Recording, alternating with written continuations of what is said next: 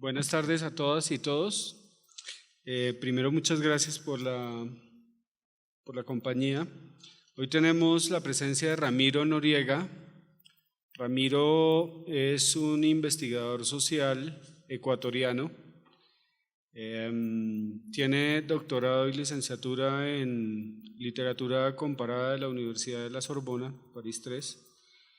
Pero más allá de su background académico, ha sido un gestor de políticas públicas, específicamente en el sector de la educación, en el gobierno de Ecuador, específicamente acompañando al señor presidente. A través de ese proceso de una reestructuración de política pública, ha estado en varios cargos, primero como viceministro de Cultura, después como ministro y ahora se desempeña como rector de la Universidad de las Artes de Guayaquil. La Universidad Nacional acaba de establecer una relación directa con la Universidad de las Artes, pero quiero subrayar el proyecto político en una transformación de la educación en el gobierno del presidente Correa, porque digamos que es emblemático un proyecto de este tipo, especialmente si hablamos de la cultura. Ha concentrado todos sus esfuerzos en diseñar un proyecto académico serio que está dando sus frutos, y para esta oportunidad Ramiro nos va a compartir un poco cómo fue ese proceso político, pero también cómo un ejercicio de soberanía, de independencia, pero también de proyección de una política seria, da resultados y nos va a permitir entender cómo los procesos de transculturalidad, interculturalidad, se gestan a través de una pedagogía en un proyecto como este. Demos la bienvenida a Ramiro y pues espero que nos dé luces para tener muchas más acciones en relación a una política en educación más fuerte, especialmente en este país. Buenas noches, gracias Javier Olarte por la bienvenida. He pasado estos 2 días aquí casi viviendo en la Universidad Nacional de Colombia. Ha sido una experiencia intensa con muchos profesores, autoridades, con el decano de artes, con su equipo, con profesores de todas las áreas, increíble, con gente de música, gente de los mares, de la salud, una diversidad enorme. Estoy emocionado de la acogida. Este convenio al que hacía referencia a Javier Olarte hace un momento sucedió de manera casi fortuita, como suelen suceder las buenas cosas, ¿no? En un encuentro en otro continente con Javier, con gente dedicada al cine, y ahí nos dimos cuenta que entre Colombia y el Ecuador no había los suficientes vínculos en el ámbito de la educación superior. Fíjense ustedes, tener que ir hasta París para hablar con Javier Olarte, la cita más kilometrada de la historia institucional, y ahí comenzamos a explorar la necesidad y la posibilidad de trabajar juntos. Ha venido ya a la Universidad de las Artes de Guayaquil, vieron unas imágenes insólitas ahí de lo que es la universidad. Ya les dejaré los videos para que los puedan curiosear luego. Vinieron algunos profesores ya a Guayaquil hace meses, hemos estado conversando y finalmente creo que estamos llegando a un punto institucional de acuerdos entre nuestra universidad y esta hermosa universidad colombiana. Emblemática además, que está en la retina de los ecuatorianos. Ese convenio obviamente no tiene otro sentido que el de juntarnos, ¿no? Y para eso es importante que haya relaciones fuertes entre las personas, que es ahí donde se vuelven fructíferos los deseos, ¿no? Entre la gente, no tanto entre las instituciones, sino entre la gente, sus proyectos, sus deseos. Yo creo que es bueno hablar un poquito de los contextos, ¿no? Lo que quiero hablar esta noche con ustedes, ojalá una media hora, voy a seguir un texto que tengo aquí, es sobre cómo ha sido la reforma universitaria en el Ecuador y a lo que da lugar. No voy a explicar los pormenores técnicos, porque no se trata de eso, se van a aburrir. Pero sí conviene saber a qué da lugar, qué es lo que esto provoca y de dónde viene. La educación superior en el Ecuador, el sistema de educación superior en el Ecuador ha pasado por una gravísima crisis, ¿no? Que creo que ha afectado a la mayoría de países en América Latina. Y sobre todo ha afectado a los sectores de las humanidades y de las artes. Para que tengan un poco el sentido de todo esto, les puedo explicar, por ejemplo, que en el Ecuador, desde la década del 90 no era posible estudiar literatura como tal. ¿No? O sea, hacer estudios literarios desde el primer año y dedicarse a eso, qué sé yo, a lo que eso significa. La literatura en esos años se restringió a relaciones con otras áreas. Podías estudiar comunicación y literatura, o pedagogía y literatura y cosas así.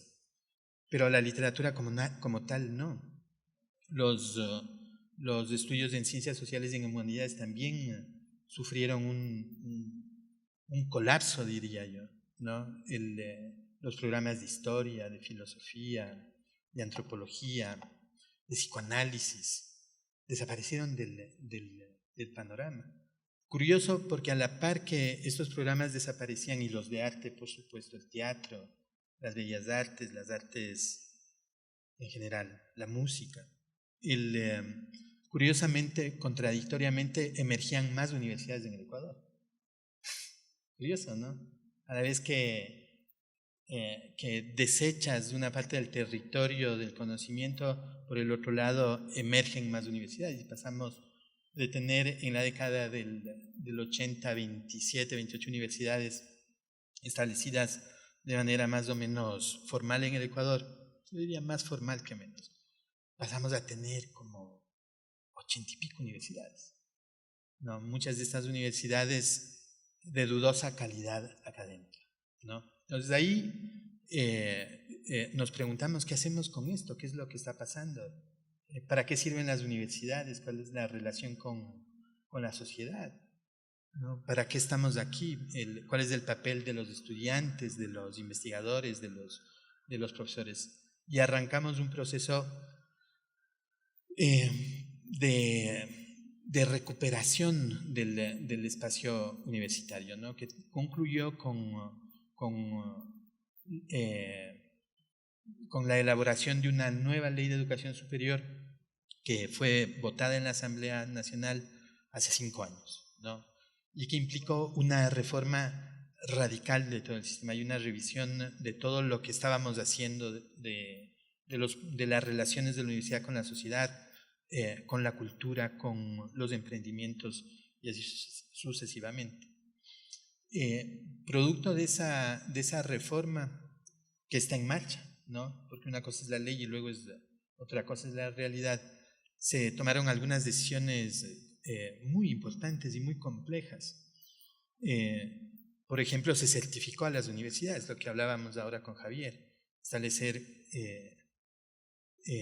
regímenes de calidad, por ejemplo, ¿no? Responsabilidades, evaluar, conocer mejor los programas, definir cuál es la relación entre lo que estamos estudiando, investigando y lo que el país necesita como tal.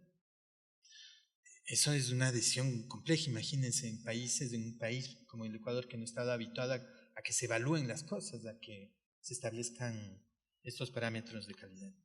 Y otro elemento histórico que seguramente va a ser motivo todavía de muchas discusiones fue el cierre de 14 universidades. Cerramos la sociedad ecuatoriana, 14 universidades que no correspondían en absoluto a lo que se espera de la educación superior, ¿no?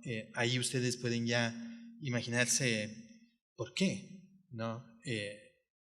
yo quisiera decir simplemente para referir ese espacio tendencioso, es que se había mercantilizado la educación.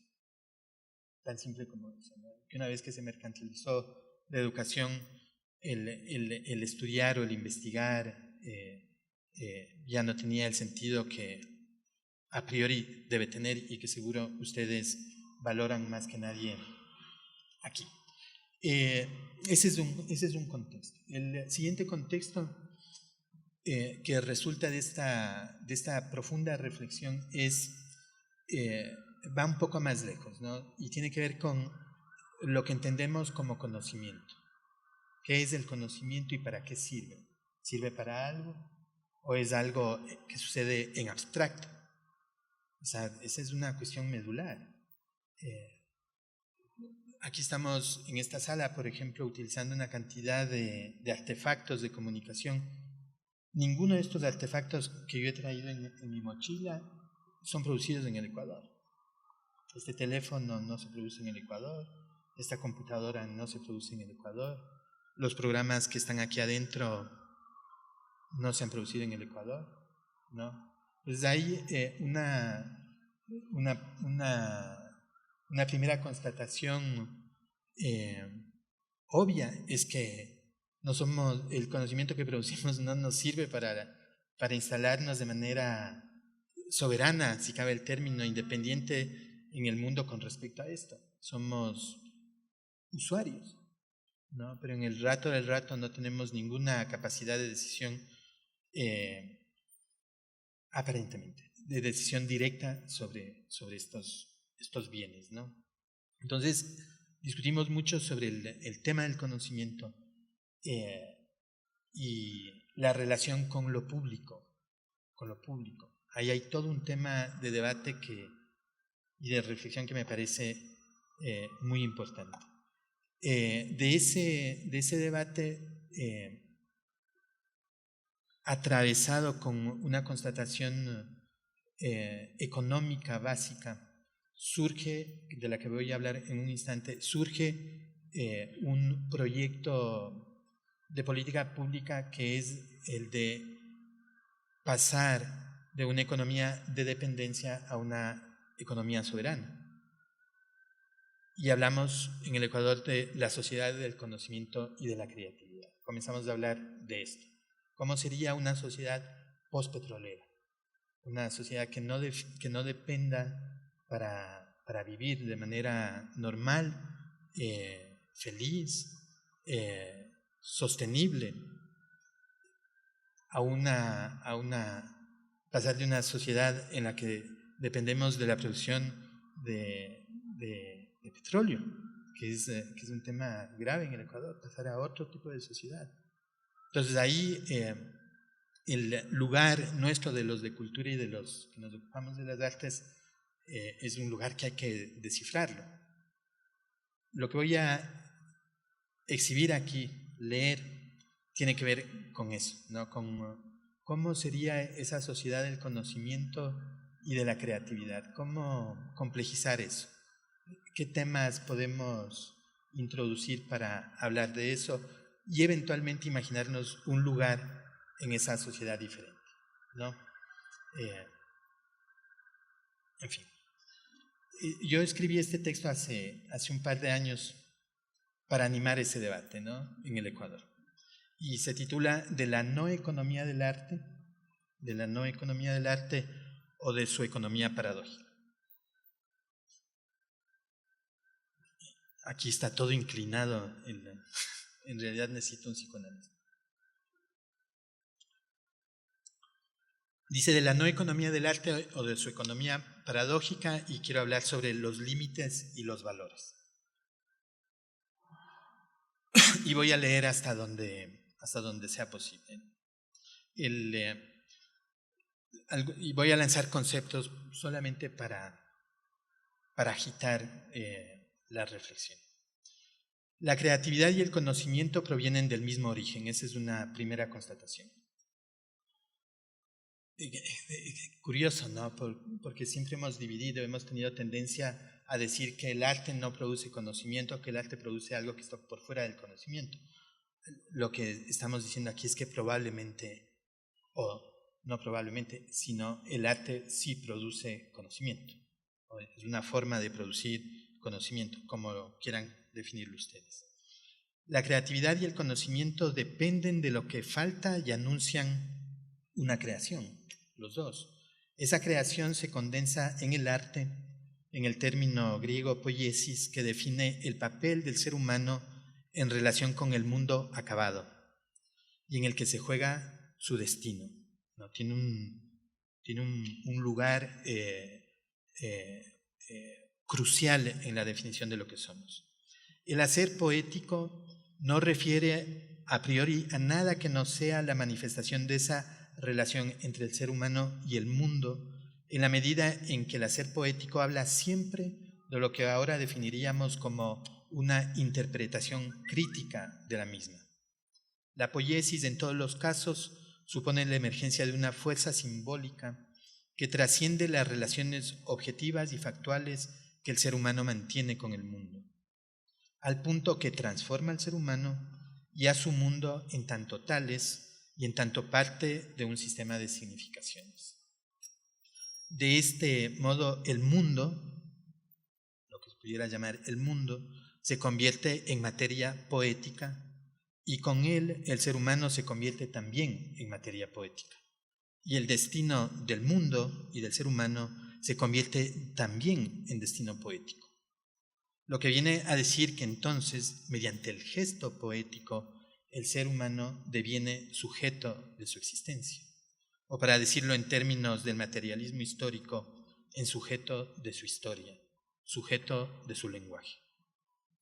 Así se entiende que no hay poética sin política, o mejor dicho, que toda poética consagra ese origen mítico donde el ser humano refiere el mundo y al referirlo lo transforma en algo que si no es nuevo, al menos parece significar algo que previamente no se conocía como tal. Esa es la premisa. La economía del conocimiento, entonces, la economía creativa, son sinónimos al menos en el sentido en que la una economía y la otra reposan sobre intangibles y consagran intangibles, y ambas refieren a lo mismo, es decir, a la visión que tenemos del mundo, ya sea en términos de lenguaje o de lo que se nos ocurra. La creatividad, tanto como el conocimiento, no entiende la idea del límite como un fenómeno de producción o como un hecho topográfico, sino como un punto más en el complejo sistema de referencias que hace de la historia un contenedor definible pero siempre inacabado, ¿no? La noción de que la historia se sigue expandiendo, podemos hablar de ella, debemos hablar de ella, pero nunca podemos acabar ese hablar de ella. El límite, la noción del límite, no implica tanto el final del fenómeno como la finalidad del proceso que supone su exploración. Entonces, la economía del conocimiento o economía creativa refiere a sus capacidades de producción, no solo como reservas ilimitadas, como conjuntos parcialmente inacabables, que es lo que pasa con el petróleo, que es una reserva limitada y que se va a acabar, y ojalá que se acabe pronto. La economía del conocimiento, al contrario de la economía a secas, no administra recursos finitos, ni siquiera administra recursos. Juega con las posibilidades ilimitadas de un universo cuya característica primera es que siempre es más incierto que definido, puesto que sus signos son los de la paradoja, la contradicción, la sorpresa, la inquietud, la duda y obviamente el deseo. Podemos concluir entonces que no hay creatividad sin esos ingredientes. Para entender esto habría que referirse, por ejemplo, a ese cuento de Jorge Luis Borges, La Biblioteca de Babel. Leyendo ese cuento podríamos establecer la metáfora del espacio autosustentable, autárquico e incluso sostenible. No sé si ustedes leyeron ese texto, que es muy divertido. Para aprender la biblioteca de Babel, la biblioteca como objeto, no la biblioteca en abstracto, que Borges propone como el universo de todos los universos, no basta con indicar su existencia, no basta con decir, la biblioteca. Hace falta decirla y problematizarla. La idea de la problematización es muy importante. Para tal empresa, el sujeto en esa situación, el sujeto histórico, encontrará en ella que todos los recursos que la integran son suficientes. El espacio donde sucede la creatividad y el conocimiento dispone de todos los recursos para abastecer sus necesidades. No hace falta acudir a ningún material exógeno para dotar de sentido a ese espacio, que de por sí es universal, si pensamos en Borges. En el ámbito de la ficción moderna, Dorit Kohn, esta teórica, dice que la ficción es lo propio de sí mismo. En ese espacio, por lo tanto, no cabe más la idea de arriba y de abajo, de superior, de inferior, que es un tema que en el debate cultural está siempre presente, esos atavismos, esos falsos debates. Se trata más bien de un espacio donde se pone en duda la certeza colonial de que existiría una cultura alta y otra baja.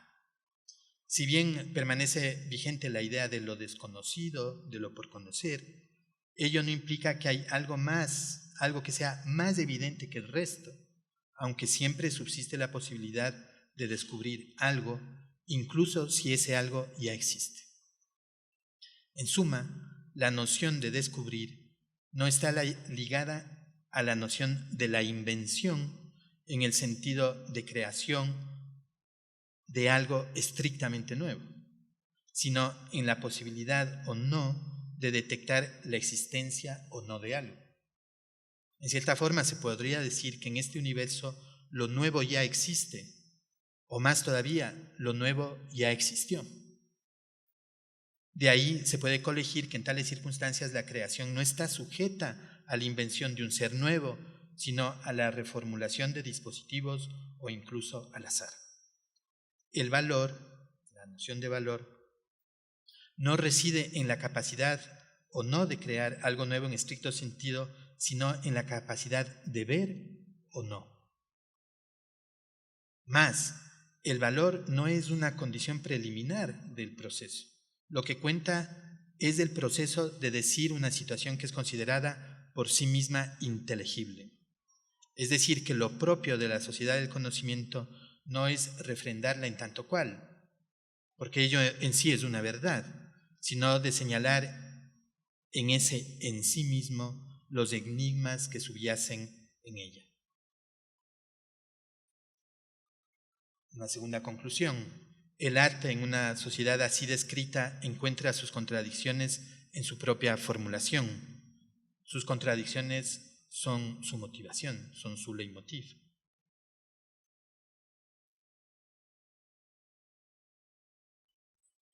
Otro tema. La imaginación es el combustible de esa creación. Puesto que si, como decimos, el futuro ya es, no importa solo la transformación del mundo, sino la creación de mundos posibles. La geografía de la sociedad de la creatividad sería o es una geografía en permanente ampliación.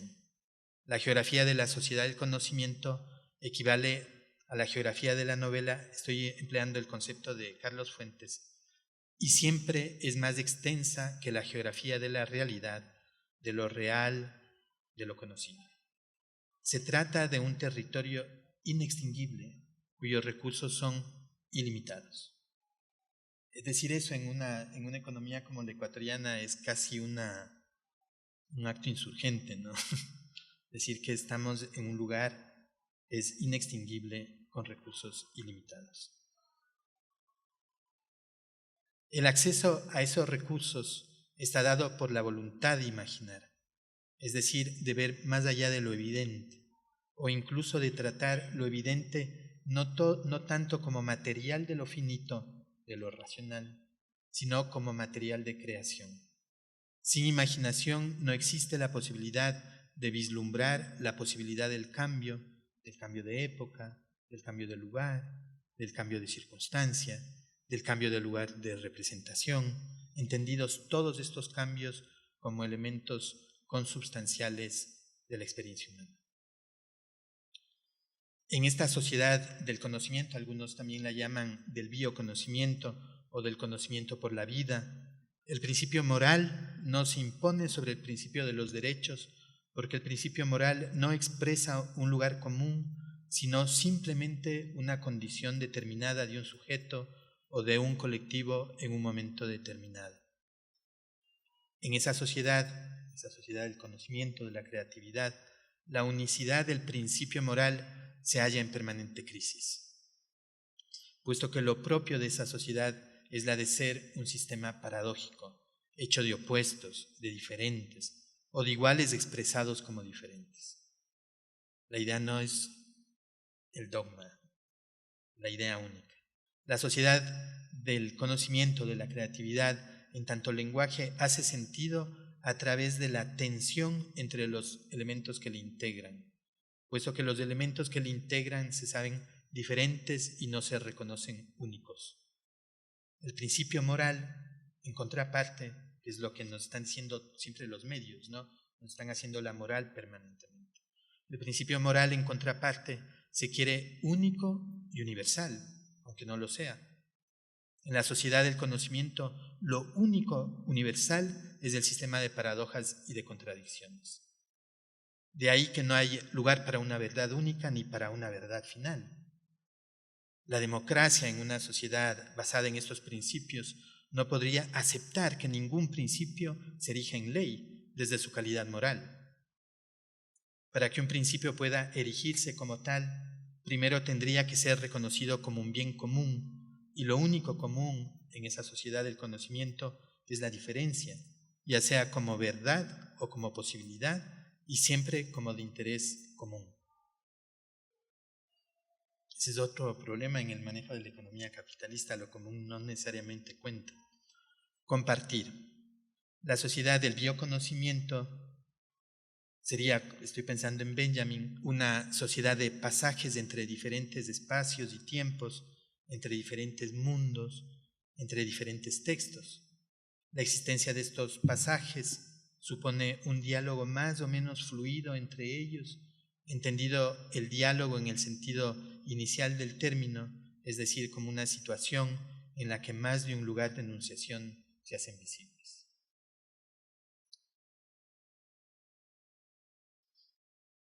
Otro tema. La geografía de la cultura no equivale a la del arte. Y la del arte, como quiera que se la quiera querer, es siempre inherente a la de la cultura. De hecho, la cultura existe por sí misma, mientras que el arte depende siempre del hecho cultural, o mejor dicho, el arte, cuando es parte de un fenómeno cultural. Se puede decir el arte por el arte solo de manera artificial, como una profecía, pero nunca como una verdad. El arte por el arte es una ilusión burguesa de clase social. La cultura, como síntoma de clase social, equivale al arte por el arte, y es en realidad una prótesis sin alma. El alma es un asunto poético y político, por supuesto. Otro tema. La geografía de la cultura está poblada por elementos dispares, y es por lo tanto una geografía equivalente a la del conocimiento y a la de la creatividad. Sin ser las mismas, se pueden configurar del mismo modo, como objetos vistos a través de papel calco. Estoy pensando en Roberto Bolaño. Lo que las distingue son sus propiedades específicas. Las de la cultura son porosidades espesas, porque sus ciclos suelen ser largos. Equivalen a sendas trochas de camino más o menos despejadas. Mientras más despejadas, las trochas de transformación cultural se hacen más pasajeras y los tiempos de transformación se acortan. En esta heterogeneidad se mueven las geografías culturales entre trochas largas y cortas. Hay quienes creen que la cultura es un bien esencial. Se equivocan. No hay cultura que no sea orgánica, que no se mueva, que no esté siempre desapareciendo y apareciendo a la vez. Para intentar capturar una imagen más o menos certera de un hecho cultural, es necesario mirar a través de esa gasa hospitalaria.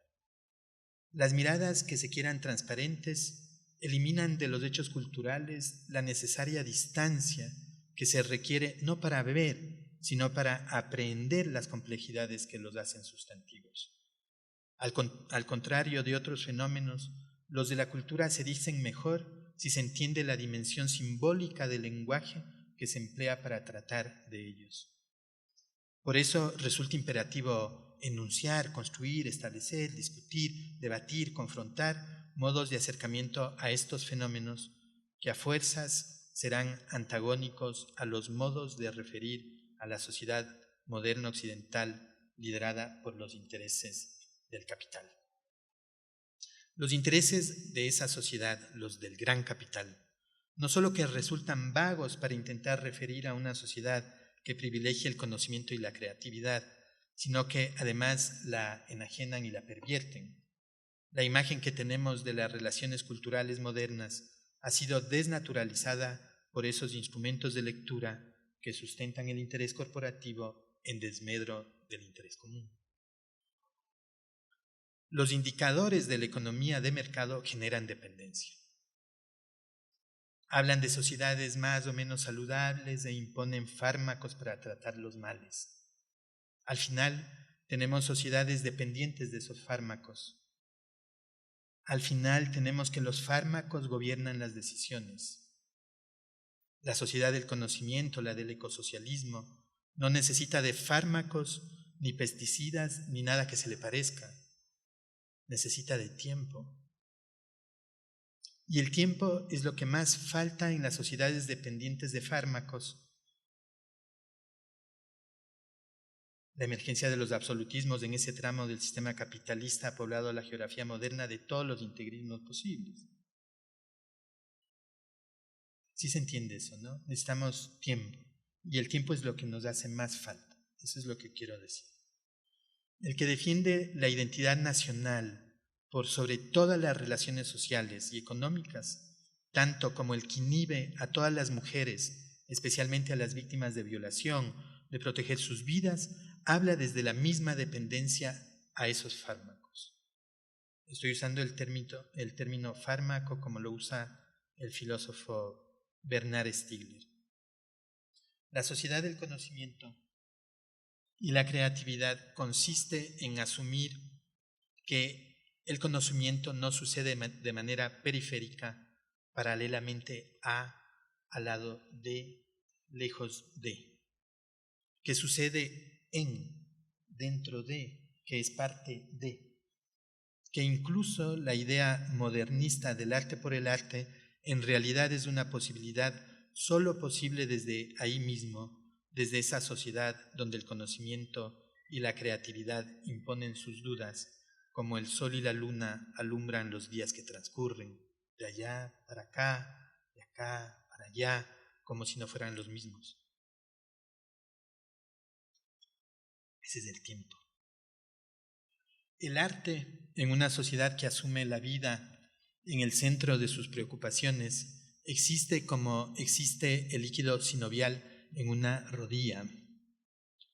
Fluye y fluyendo permite el movimiento de las partes menos móviles. Ese movimiento puede ser tormentoso, pero es siempre movimiento. Ese arte no está por inventarse, existe. La que no necesariamente existe es la relación de ese arte con esa sociedad en el sentido en el que hemos referido. Los museos administrados por el Banco Central, las galerías de arte acomodadas a los vaivenes de la especulación financiera, el marketing financiero, la hegemonía globalizadora, han secuestrado obras y artistas, conceptos, ideas, formas, han banalizado las rupturas, han escondido las fricciones indispensables para provocar lo que debe provocar el arte, incluso el arte por el arte, sentidos. Los sentidos equivalen a la energía que moviliza un sistema donde lo que importa nunca está sobre el bien común. Es lo que la Constitución de Montecristi en el Ecuador del 2007-2008 llama el buen vivir, el summa causai.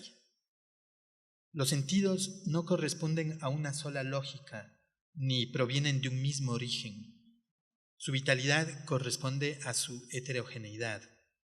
Nunca sobran los sentidos y son indispensables para sustentar la llamada sociedad de la creatividad.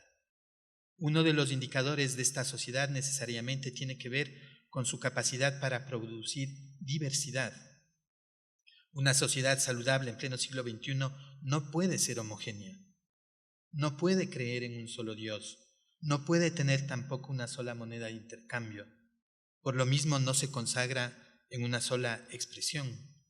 El arte en una sociedad de estas características atraviesa todos los tiempos y en su atravesar instala una lógica de sentidos que escapa a la relación causa-efecto. Ese arte mantiene una relación con el tiempo que busca tejer lazos. El arte tiene así una vocación contemporánea, pues se hace de la diversidad de expresiones en la diversidad de tiempos. Existe más allá del presente, del pasado, del futuro. Existe en el pasado, en el presente y en el futuro. Más existen todos los pasados, todos los presentes, todos los futuros a los que sea capaz de referir. El arte puede ser parte de algo que podría llamarse la máquina de la memoria por su deseo de referirse a todos los tiempos posibles, aunque le baste con existir en el suyo propio, en su acto de enunciación, como sucede con todos los lenguajes que no se endilgan la condición de ser artísticos.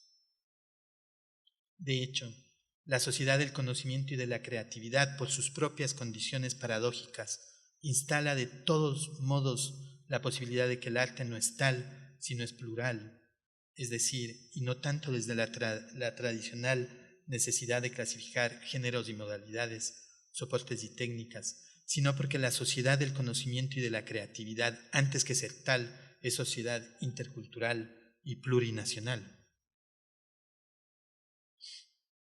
En el arte, lo que aún no es memoria se vuelve memoria. Sin memoria no hay arte posible. Roberto Bolaño establece este vínculo determinante que supone para el arte, para la literatura, por ejemplo, un lugar en un sistema de significaciones y resignificaciones posibles. Uno de los caminos que sigue un sentido para configurarse en tanto memoria de una sociedad es el del arte. Mediante la creación, la recreación, si volvemos a Borges, un signo se convierte siempre en algo más. Así podemos aceptar la posibilidad de que en una sociedad un elemento cualquiera, sea este, puede tener diferentes significaciones, valores y usos. Lo que para unos ya es memoria, para otros puede ser una oportunidad en el futuro o simplemente puede no ser. El arte en ese proceso sirve a la vez de catalizador, revela algo mediante su acción poética. La acción poética tiene por lo tanto un efecto económico que puede ser incluso evaluado y descrito en el sentido de la cantidad de objetos que transitan de un estado a otro. Una novela puede servir de contenedor de material memorial. Podemos imaginar ese libro en un laboratorio universitario, siendo estudiado por generaciones de científicos. Y lo podemos imaginar también en la mesa de trabajo de otro creador posterior que lo reutilizará según sus necesidades actuales. Las artes en ese sentido señalan, indican, establecen significaciones y valores que pueden a su vez ser traducidos en significaciones y valores otros, de acuerdo a los intereses y a las coyunturas de la sociedad.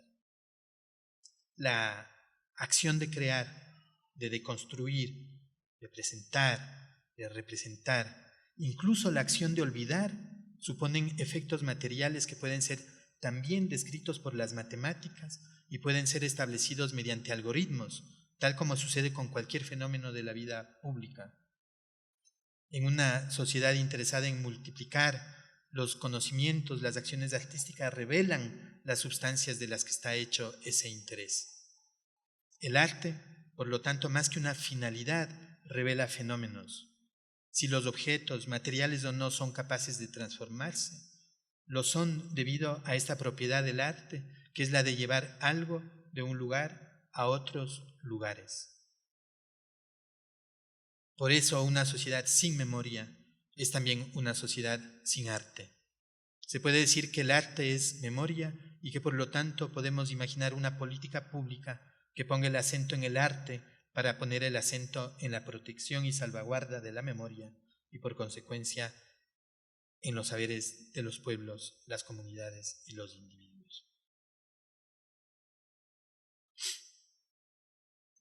Voy a acabar. Decir que el arte es memoria no implica decir que toda memoria es arte. Conviene precisar que todo arte es material, nésico, mientras que la memoria es aún en detrimento de su formulación poética. Para terminar, esto puede ser larguísimo, pero vamos a acabar ahí. Los museos del Ecuador, asusados por las voces de coleccionistas y huaqueros, no protegieron necesariamente la memoria de los pueblos. Protegieron sobre todo expresiones estéticas, a saber, un cierto sentido del gusto. A imagen y semejanza de los aventureros arqueólogos que saquearon y saquean todavía los patrimonios de los pueblos, esos museos redujeron el sentido histórico, político, religioso de los restos del pasado a lo que ellos consideran obras de arte, como si las obras de arte estuvieran despojadas de todo contacto y existieran como envasadas en urnas de cristal, transparentes, pero no por ello menos fúnebres. Los que protegieron la memoria de los propios son los propios pueblos, que siguieron contando sus historias, pasándolas de una persona a otras personas. Esas personas, como en una alegoría de Ricardo Piglia, constituyen las más valiosas pruebas del tiempo, más que cualquier museo de nuestras capitales latinoamericanas. Una persona vale el mundo.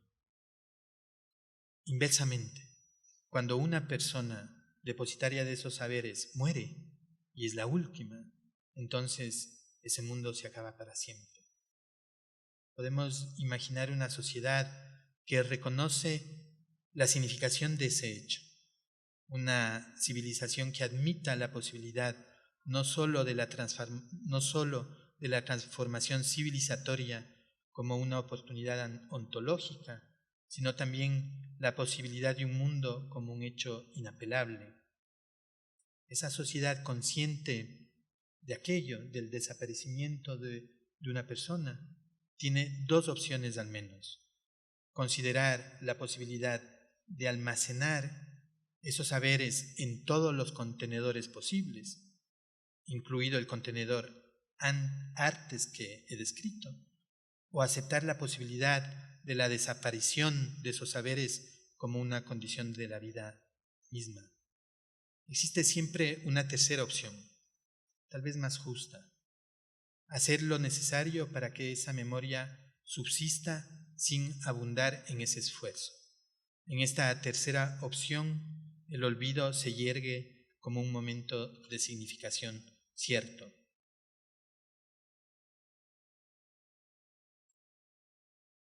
Y termino con esto. ¿Qué lugar, qué papel le corresponde al artista, por ejemplo, frente a la desaparición de los llamados pueblos no contactados, pueblos en aislamiento voluntario? Gracias. Ya.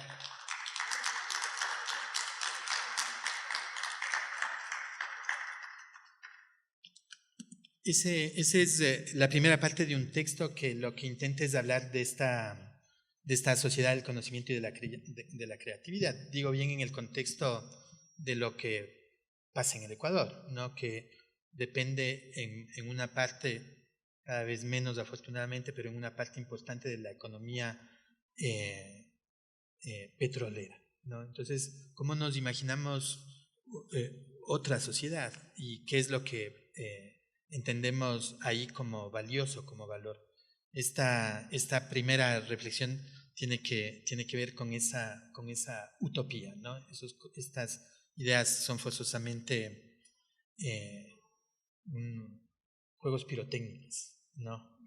Que les invito a conversar si tienen unos minutos para hablar sobre eso o sobre lo que quieran, incluso sobre la Universidad de las Artes de Guayaquil. Haciendo un pequeño énfasis a lo que usted lo comenzó en su jornada, mencionando que dejar de ser de países de manufactura y consumidores a ser países de mentefactura, donde ese recurso sea ilimitado específicamente.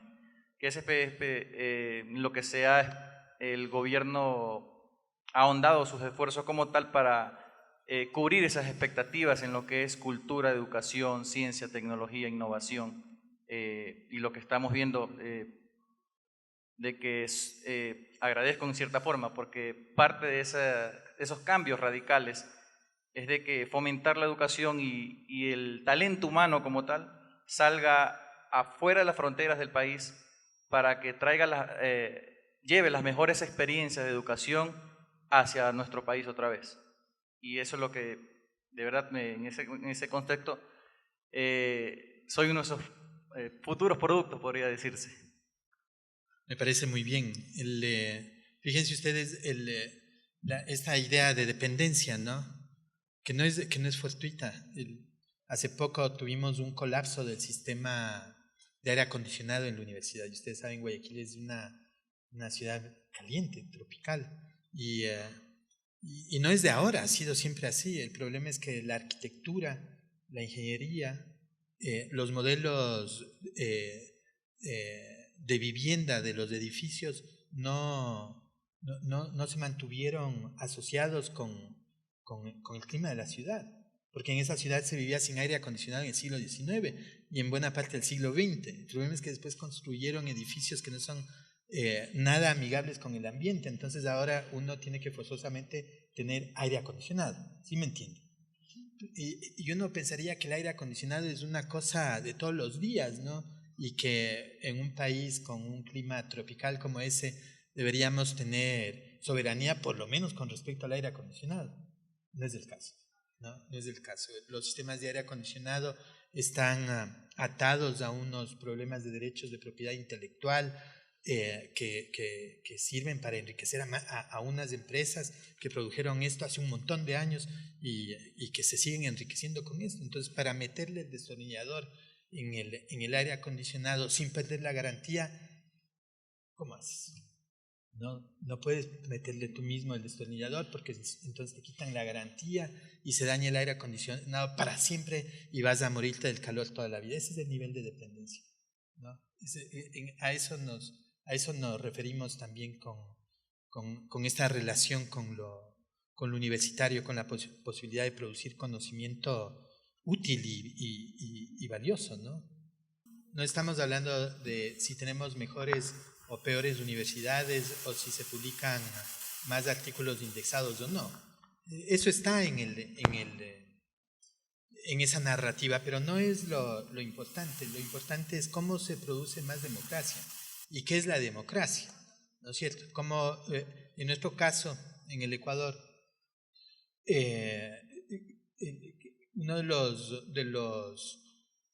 una de las narrativas más significativas es la de la Constituyente de Montecristi, ¿no? que establece un diálogo muy diverso, tal vez el más diverso que se ha dado en el Ecuador contemporáneo, con respecto a lo que es la sociedad, nuestro país. Y ahí se sacan algunos grandes principios, ¿no?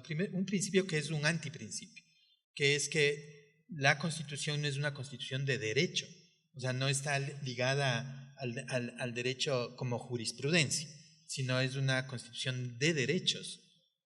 Es distinto, ¿no? Un Estado liderado por abogados. Cuando uno revisa las listas de presidentes de la República en el Ecuador, durante décadas eran abogados, ¿no? Y todo estaba ligado la democracia estaba ligada al ejercicio de esas legislaturas, digamos así, ¿no? Entonces, esa es una primera cosa interesante de Montecristo. La segunda, que me parece reveladora en términos profundos, es el hecho de que el Ecuador se haya establecido como un país intercultural y plurinacional. Ese es un desafío enorme. Se dice fácil tal vez, ¿no? Pero es un desafío enorme. Por ser un desafío enorme no se lo debe dejar de atender. Pero es un desafío. No digo que sea una concreción. El hecho de decir no asegura la concreción, pero ahí hay un desafío y por lo tanto una pulsión de vida, si cabe también la expresión. ¿Qué es una sociedad intercultural? ¿Qué es una sociedad plurinacional? Lo que estamos viendo en Europa, ¿no? ¿Cómo se sale de esa, que es un problema de carácter cultural? En mi criterio, lo que pasa en Europa señala el fracaso claro y rotundo de las tesis del multiculturalismo, que concluye guetizando la sociedad, ¿no? Aquí los unos, acá los otros, en un supuesto sistema equitativo, que no es tal, ¿no? Entonces ese es un principio sumamente interesante, ya lo digo como pulsión, como ilusión y como deseo. El otro principio interesante es la idea del buen vivir. O sea, que establecemos una sociedad cuya finalidad no es el progreso como lo habríamos dicho en 1950, en el sentido desarrollista, de instalar fábricas por todas partes, levantar edificios gigantescos y acumular más ceros en las cuentas bancarias. El buen vivir, ¿qué es eso? ¿Qué es eso? Hay también ahí otro desafío filosófico, conceptual, político forzosamente. Lo que viene después es la puesta en práctica de eso, ¿no? Que es en lo que estamos. La historia no se acaba nunca, es un devenir. Y en lo que estamos es precisamente jugando esa partida. Y en esa partida obviamente aparecen algunos elementos más o menos claros. Por ejemplo, el elemento sistema de educación superior, que es un elemento concreto. Es como que dijéramos, en esta sala, si quitamos las mesas, ¿qué nos queda? ¿Qué espacio construimos? Si las giramos, ¿qué logramos? Si apagamos estas lucecitas que me estorban aquí, ¿qué va a pasar?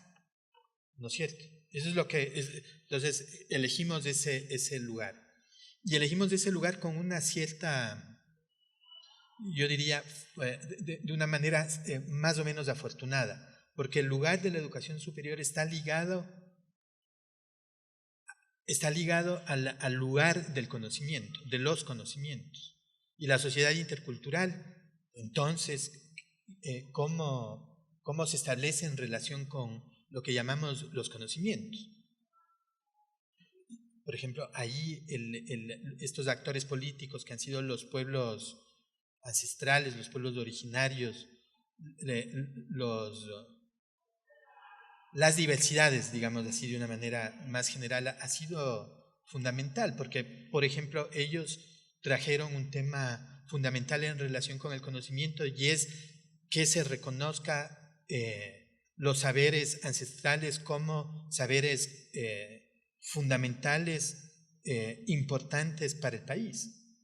La idea de saber ancestral. Y esa idea de saber ancestral está en contradicción política con la idea del conocimiento científico tradicional, moderno, que todos nosotros compartimos y conocemos y de los que hemos sido usuarios en el mundo académico. Entonces ya ves, ahí se crea una primera tensión, y esa tensión es para mí una oportunidad, ¿no?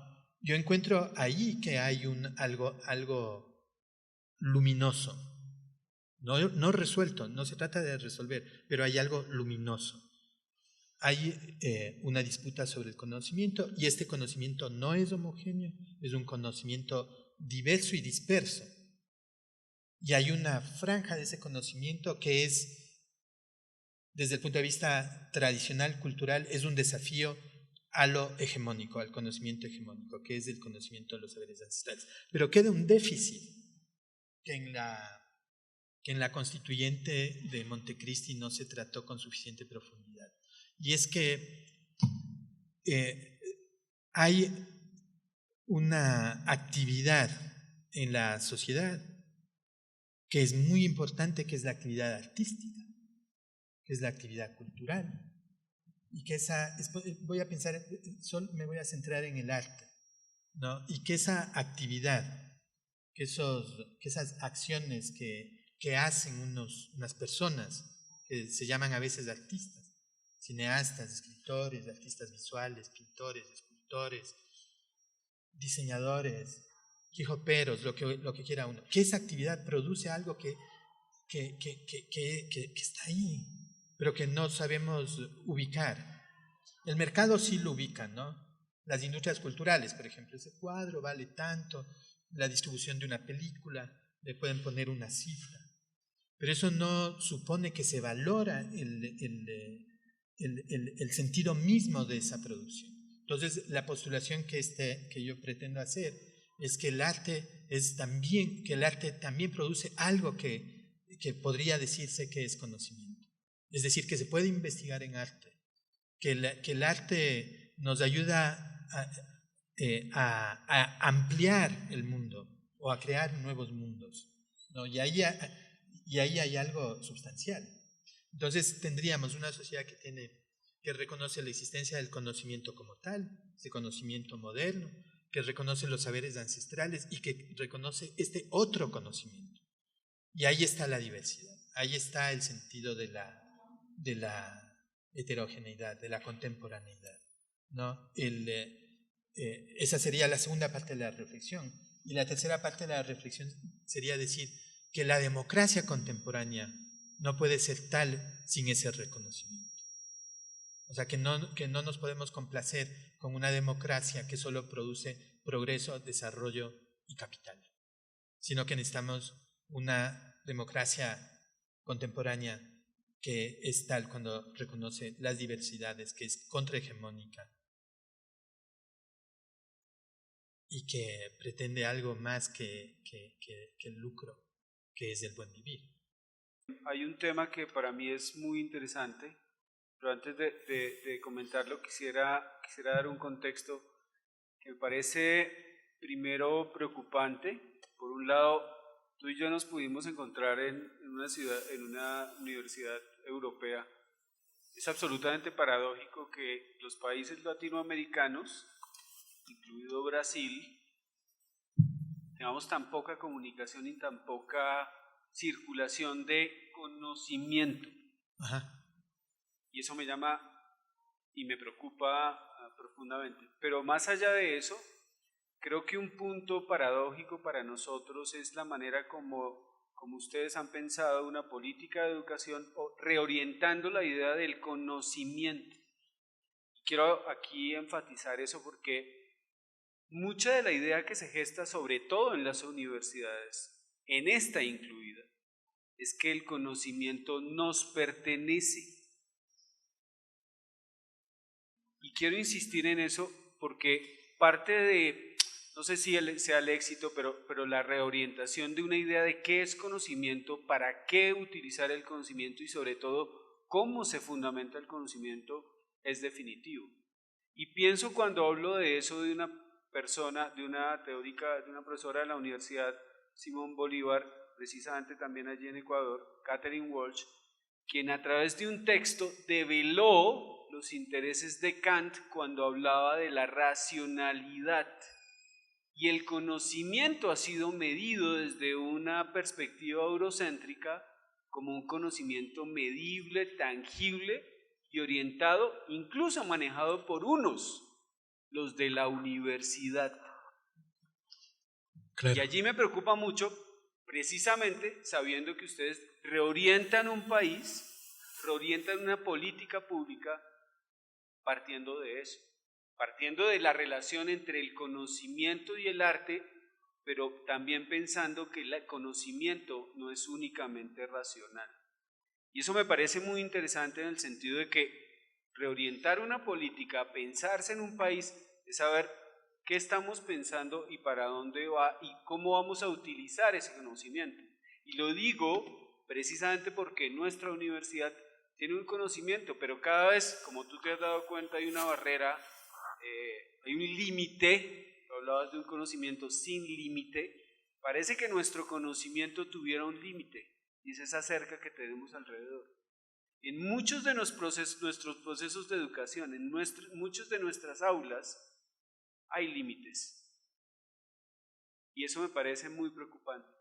Pero también, pensando en esa misma línea, ¿no sería un poco utópico, sabiendo que el mundo está orientado hacia una homogeneización? Ahora tú lo decías muy bien con la Google, ¿sí? Y con las universidades, podemos ver que prender la televisión y tenemos Skype o tenemos el DirecTV.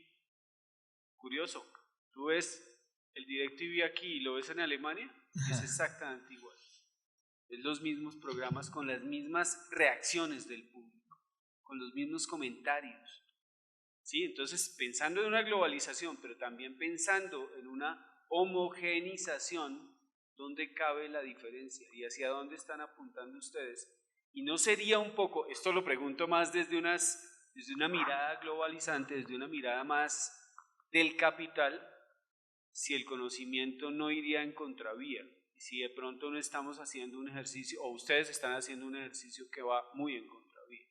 Me parece muy interesante el tema de pensarse un conocimiento que no se afiance únicamente en la racionalidad, porque recuerdo mucho que antes de lo que ellos llamaron la conquista, nosotros teníamos unas formas diferentes de conocimiento. Ya lo dijo Kant cuando publicó sus textos, y eso lo dice Catherine Walsh.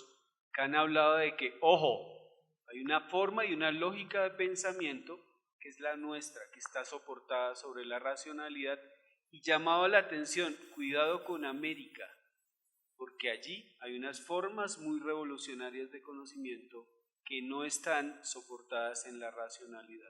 Quería comentar eso porque me parece muy interesante.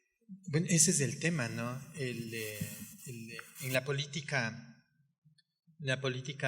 pública, sin entrar mucho en el detalle filosófico, el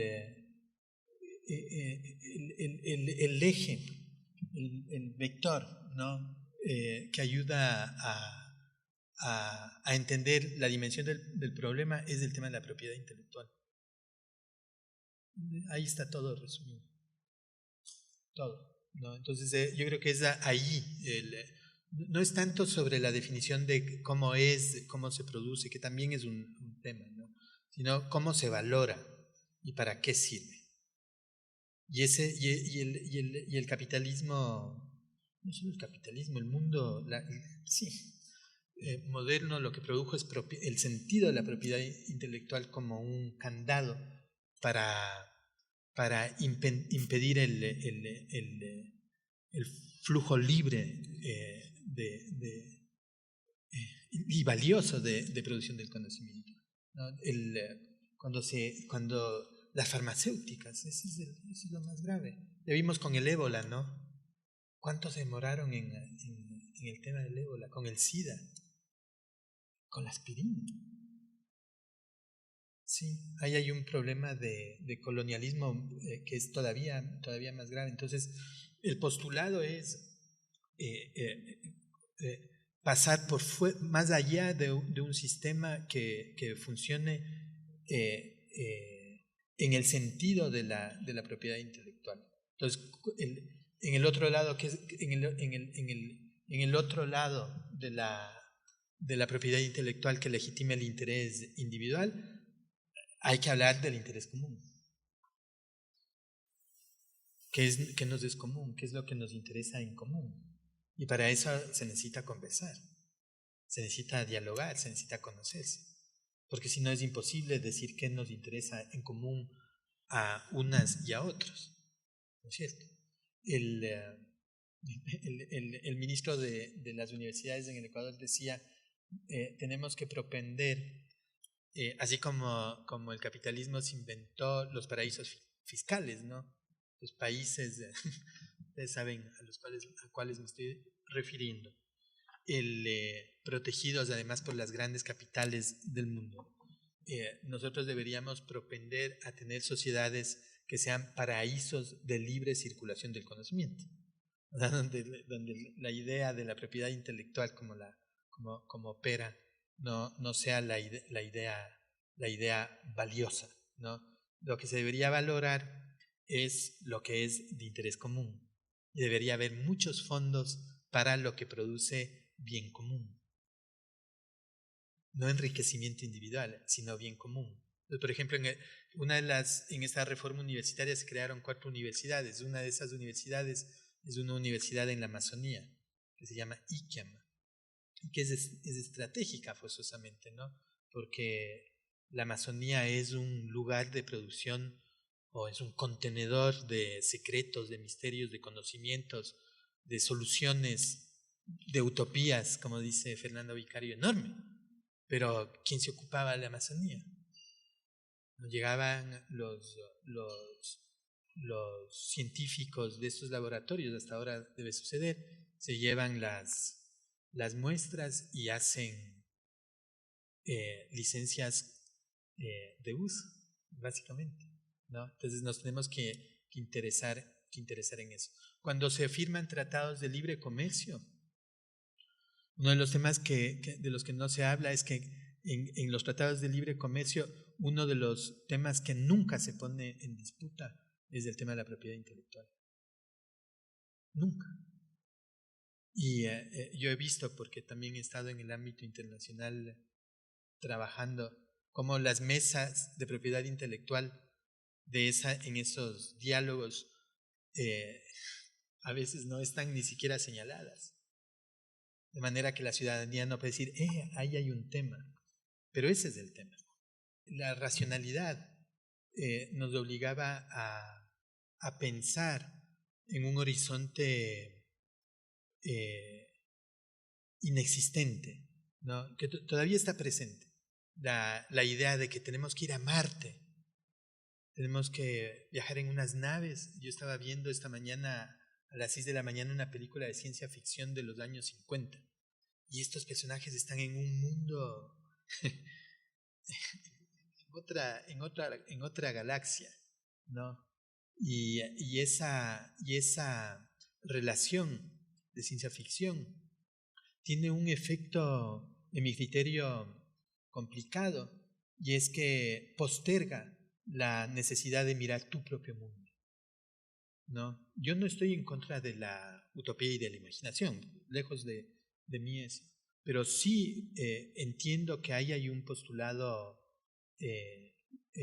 con un sesgo, ¿no? Que es que no nos podemos ocupar de nuestro mundo, que el mundo, que siempre habrá algo más que nos va a salvar, ¿sí? Y que en ese sentido no somos responsables de lo que está pasando, de lo que somos.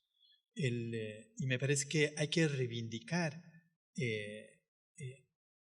la idea de que somos sujetos históricos, de que tenemos una responsabilidad, de que somos responsables del mundo en el que vivimos, y de que ese mundo es suficiente, es material semiótico suficiente, posible, potente. Posible, digo bien posible, ¿no? Para hacer un guiño de ojos sobre el carácter transformador del hecho artístico y cultural, ¿no? Ligar la idea de que no hay poética sin la ciudad, sin la cité, de que no hay poética sin una reflexión sobre la política, sobre la democracia, sobre la justicia, sobre todo eso. Entonces es por ahí el tema, ¿no? Somos materia poética como somos materia política. Eso es lo que yo quiero enfatizar. Lejos del arte por el arte, ¿no? Lejos de la idea de que el arte por el arte, algo secundario. El tema de la Universidad de las Artes es un gesto político. ¿no? Porque instaura esa existencia, instaura la prioridad de la creación simbólica de la imaginación en el devenir de una sociedad.